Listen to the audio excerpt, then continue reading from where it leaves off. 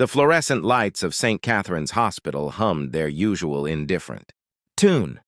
But for Marcus Chen, the world had stopped spinning 3 hours ago. His 5-year-old daughter, Lily, lay in the pediatric ICU, her small chest rising and falling with mechanical precision thanks to the ventilator breathing for her. The rare blood disorder had struck. Without warning, one moment she was chasing butterflies in their modest Brooklyn backyard. The next she was fighting for every breath. Dr. Sarah Mitchell had delivered the diagnosis, with the kind of practiced compassion that came from too many years of breaking hearts. "Mr. Chen, I won't sugarcoat this. Lily needs a bone marrow transplant, and she needs it within the next 48 hours.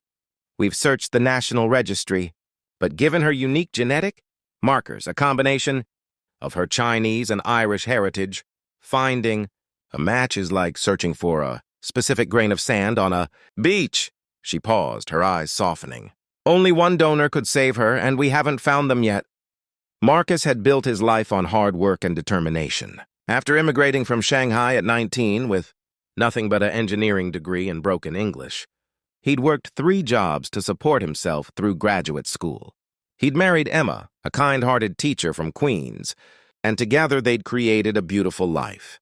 But none of his achievements, none of his education, none of his willpower could save his daughter now. He was utterly helpless. The hospital corridors became his prison over the next 24 hours. Emma sat vigil by Lily's bedside, reading her favorite stories about princesses and dragons, her voice cracking on every other word. Marcus made calls, sent emails, pleaded with anyone who would listen. The transplant coordinator worked tirelessly, expanding the search internationally, but time was running out like sand through trembling fingers.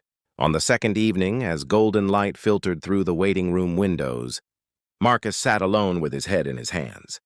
The coffee in his cup had gone cold hours ago. Other families came and went, their own dramas playing out in this theater of hope and despair, but Marcus barely noticed. He was praying to gods he wasn't sure he believed in, making bargains with the universe, offering anything, everything, if only Lily could have more time. "Mr. Chen?" A nurse he didn't recognize approached him. "There's someone here to see you. He says it's urgent." Marcus looked up, confused. He wasn't expecting anyone. Emma's parents were on a flight from Dublin, still hours away. His own family was halfway across the world. He stood on unsteady legs and followed the nurse down a quieter corridor to a private consultation room. The man waiting inside was not what Marcus expected. He was perhaps in his early 50s, impeccably dressed in a navy suit that probably cost more than Marcus earned in 3 months. Yet there was something approachable about his demeanor. His salt and pepper hair was neatly combed, and his eyes held a depth of understanding that seemed out of place on someone who looked like he'd stepped out of a boardroom. "Mr. Chen, my name is James Whitmore," the man said, extending his hand. The name meant nothing to Marcus, though something flickered in his memory. Hadn't he seen that name on the hospital's donor wing? "I'm sorry, do I know you?" Marcus asked, shaking the offered hand automatically. "No, we've never met." "Please, sit down," James gestured to the chairs. "I heard about your daughter's situation through, well, let's just say I have connections at the hospital. I understand she needs a bone marrow transplant urgently." Marcus felt a surge of irritation. Was this man here to offer pity? Charity? He had no patience for well-meaning strangers right now. "With respect, Mr. Whitmore, unless you're a perfect genetic match for a half-Chinese, half-Irish 5-year-old, I'm not sure what you can do." James Whitmore's expression shifted, becoming almost vulnerable. He reached into his jacket pocket and pulled out a folded piece of paper, sliding it across the table. "Dr. Mitchell asked me to give you this. I took the liberty of getting tested this afternoon when I heard about Lily." Marcus's hands shook as he unfolded the paper. His eyes scanned the medical jargon, the numbers and markers that meant nothing to him, until he reached the bottom where someone had written in bold letters, "Perfect match." The paper slipped from his fingers. "I don't understand. How is this possible?" "The odds are astronomical," James finished quietly. 1 in millions. Perhaps more given Lily's unique background. He leaned back in his chair, and for the first time, Marcus noticed the traces of old pain in the man's eyes. "Can I tell you something, Mr. Chen? 23 years ago, I had a daughter, Sophie. She was 6 when leukemia took her from us. We searched for a donor, just like you're doing now. We had resources, money, connections, everything except time. We never found her match. The room fell silent except for the distant beeping of hospital machinery. Marcus felt his throat constrict. After Sophie died, James continued, his voice steady but soft, I joined every bone marrow registry in the world. I've been tested dozens of times over the years. I built children's hospitals, funded research, donated millions to pediatric care. But it all felt empty, like I was trying to fill a hole that could never be filled. Until this afternoon, when Dr. Mitchell called me. When she told me about the match, I thought she was mistaken. I've never matched with anyone before. Why? Marcus whispered. Why would you do this? You don't know us. James smiled, and it transformed his face. Because someone would have done it for Sophie if they could have. Because I've spent 23 years wishing I could turn back time, and now I've been given a chance to save a little. Girl who loves butterflies and dragon stories. Because maybe this is why I've been waiting all these years, for this moment. For Lily. Marcus couldn't stop the tears then. They came in waves, years of holding everything together, finally crashing down.